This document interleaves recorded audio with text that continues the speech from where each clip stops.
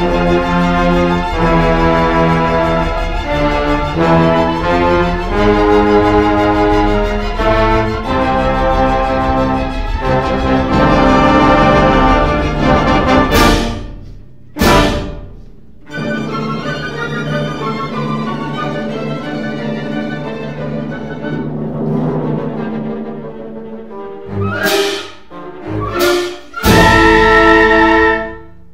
en fait un diplôme de peinture et de gravure.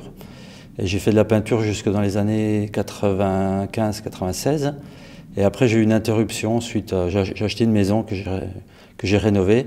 Et les travaux étaient plus longs que prévu. Et pendant 5, 6, 7 ans, j'ai arrêté la création. Justement, en réparant la maison, j'ai trouvé dans les cloisons, dans les faux plafonds, plein d'animaux séchés. Des rats, des souris, des petites belettes, même un chat. Et c'était donc des objets étranges que j'ai conservés en me disant un jour peut-être je les peindrai ou j'utiliserai. Et effectivement, quand j'ai commencé le volume, je me suis amusé à les emballer comme des petites momies avec du chiffon, avec de la ficelle. Puis j'ai fabriqué des petites boîtes dans lesquelles je les mettais. Et c'est vraiment le premier contact avec l'animal momifié. Et puis petit à petit, j'ai radicalisé, on va dire, le principe. Et j'en suis arrivé à travailler sur des gros animaux. Et maintenant, c'est devenu le support principal de mon activité. Ouais.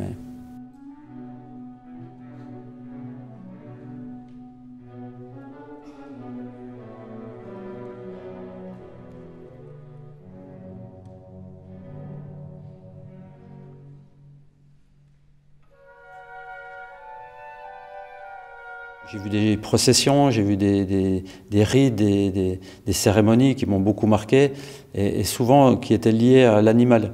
Donc aborder l'animal comme je l'ai fait, ça impliquait presque la procession, le rituel. Et j'oublie pas que l'animal est quelque chose qui a vécu, donc c'est une relique quelque part, c'est-à-dire c'est un reste de vivant, mais qui n'est plus vivant, mais qui a vécu. J'aime bien raconter l'histoire de la cathédrale qui est construite justement juste pour abriter une poussière d'os. Donc c'est un peu le principe, mon animal c'est la poussière d'os. Je fabrique quelque chose pour l'envelopper et puis je le mets dans une chasse et puis dans une chose. Et à chaque fois je rajoute une couche et par amoncellement ça finit par une pièce comme ça imposante. Mais c'est vraiment l'animal qui est au cœur.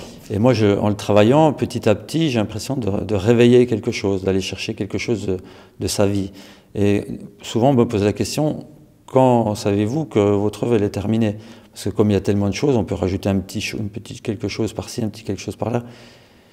Et moi, je sais qu'elle est finie quand justement la dernière pièce que j'ajoute crée la vie. Tout d'un coup, à nouveau, l'animal qui était mort s'anime. Voilà, il est à nouveau vivant. Il est reparti pour une nouvelle vie, quelque chose de plus de second.